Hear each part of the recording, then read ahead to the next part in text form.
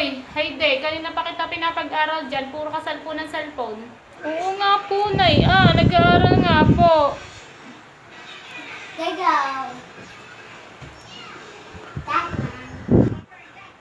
Kanina, aray, Nay! Bakit ka ba namamalo? Pinapag-aral, puro ka cellphone ng cellphone. No, ako yung nagsisearch ng pinapag-aralan ko at hindi ko alam yung sagot. Yan lamang, hindi mo pa alam ang sagot. Ang kabataan namin, hindi pa uso yung Google na yan. Hindi pa uso yung cellphone, yung internet na yan. Kaya basahin mo ang tanong at ako magsasagot. Sabi po dito sa tanong na, isulat kung ngalan ng tao, bagay, lugar o pangyayari.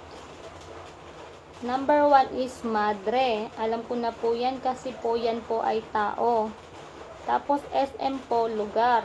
Kuya, tao po. Brownie, hayop po kasi ngalan po yan ng aso, kaya hayop po siya, Nay. Tapos Quiapo, lugar po. Ate, lugar din po. Yung coke, Nay, hindi ko nga po alam kung ano yung coke. Ano po ilalagay ko dun sa coke, na? Ilagay mo na lamang dyan ay inumin. At sasabihin ko na lang sa picture mo ay lagyan ng inumin yung pagpipilian. Baka nakalimutan lamang nila. Yun. Basta yan ang ilagay mo, inumin. Nay, wala naman po yung inumin dun sa pagpipilian. Bakit lalagyan ko ng inumin? Nalilito na nga po ako, Nay.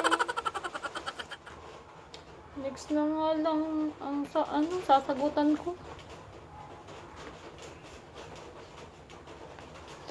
Paano ko ba ito pagdatapat-tapatin? Ano na naman yan, Hayde? Hindi ka na naman dyan mapakali. Kamot ka ng kamot, ipugay may kuto. Kasi po, Nay, sabi, pagtapat-tapatin ang bawat Crayola. Hindi ko nga po alam yung sagot. Kanina pa nga po ako ditong ang dami ko na nga pong kabubura dito. Ay, talaga ka namang bata ka. Crayola lamang, hindi mo pa alam ang sagot. Kabubo mo namang bata ka. Hindi ko alam kung kanino ka nagmana.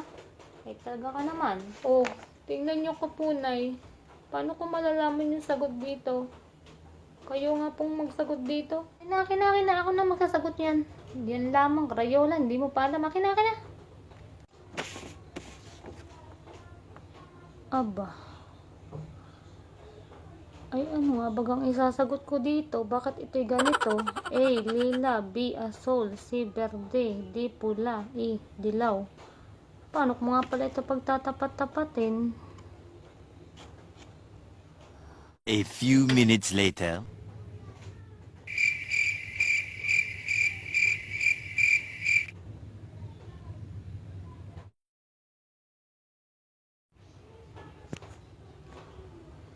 Anong oras na baga? Umaga na yata.